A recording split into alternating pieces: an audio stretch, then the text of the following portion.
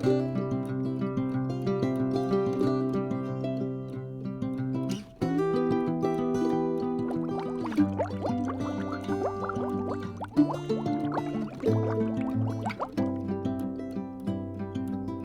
now they're gathering and doing kind of what we do. They gather together and pray, and there's not that many of them, whatever, 120, and they're praying and waiting.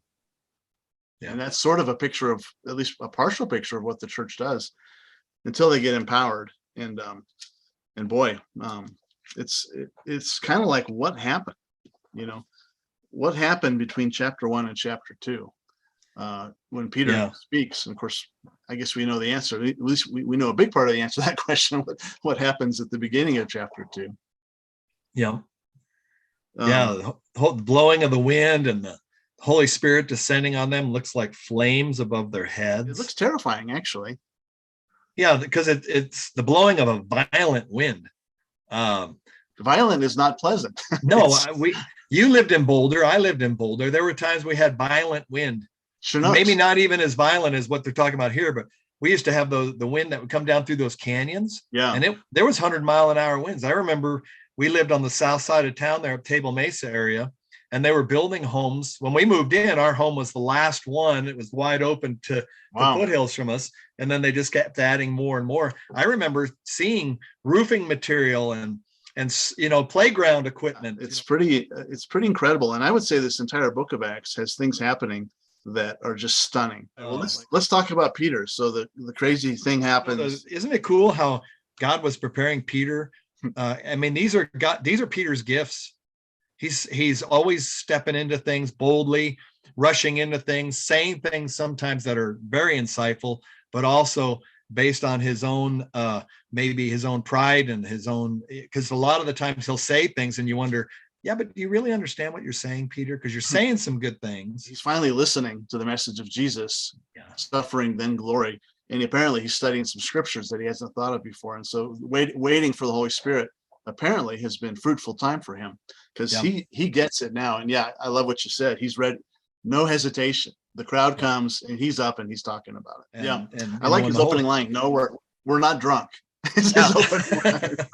It's only 9 o'clock in the morning. If it were 10 o'clock, then you could count on me being a little buzzed right now, but it's 9. Okay, so I'm going to just read a little bit starting at verse 14 of chapter 2. Peter stood up with the 11, raised his voice, addressed the crowd. Fellow Jews and all you live in Jerusalem, let me explain this to you. Listen carefully to what I say. These people are not drunk, as you supposed. It's only 9 in the morning. No, this is what was spoken by the prophet Joel. And then he starts quoting Joel. Later on, he quotes the Psalms about David's descendant not decomposing.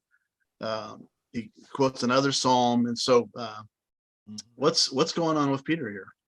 It doesn't tell us a lot about Peter's growing up time and his training and anything he received. But we do know later on that the Sanhedrin, they're shocked because they're like, aren't these unlearned people? Why?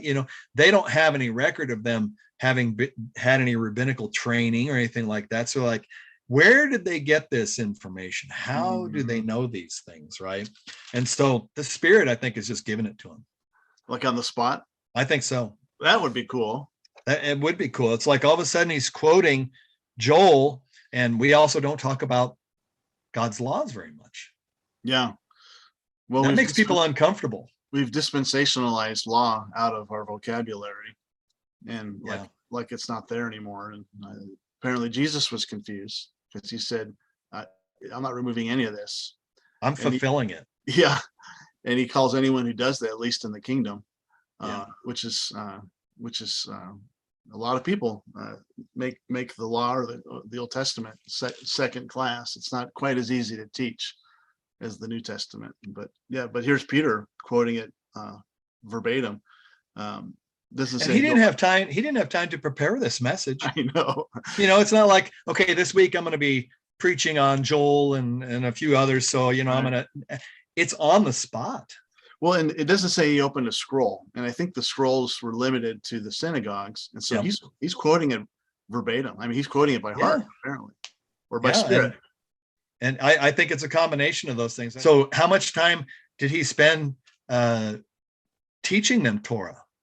And so he would explain things to them. And so you have to wonder, as they were sitting around the campfire every night they'd be sitting together, they'd be sharing meals together. Well, it's interesting that they're still eating together, even in the first chapter that we just quoted. They're sitting down and eating together. Verse 4, on one occasion while he was eating with them, he gave them this command. So post-resurrection, they're still eating together. That's the thing that they do. It's the thing that we do too. And on the one hand, wouldn't it be cool to have been one of those 12 sitting around the campfire? But then, it would be a little scary too, because only one of them dies a natural death, Yeah. But they're not aware of that at the time. Yeah. And so just like they don't get a lot of the things that he says, some of the teachings, but here's Peter. Yeah. I just think this is some of the stuff that at some point the Lord was talking about with the guys and with the ladies who were there too, the women who were there, right. Mary and the others who were there. And so here's Peter basically almost regurgitating some of the things with great power and authority. And after 3+ years, the first words he heard from Jesus are, "I'm going to make you a fisher of men." And suddenly, after all this time and apparent failures and apparent disqualifications, 3,000 in one day.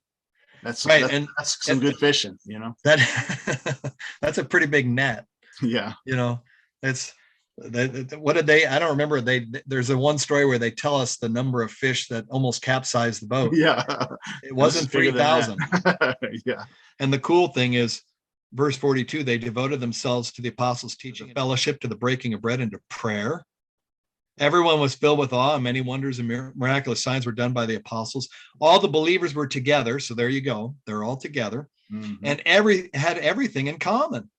Selling their possessions and goods, they gave to anyone as had need. Every day they continued to meet together in the temple courts, broke bread in their homes, ate together with glad and sincere. What a beautiful picture of maybe what's lying ahead of us in glory. Yeah. Where we'll all be gathered together. We'll all have the same. This is really a good picture of how we ought to be now. Yeah, I was just going to say the same thing. It's a now and not yet. It's a description of church life that's pretty hard to live up to, but it sure is a good goal to have.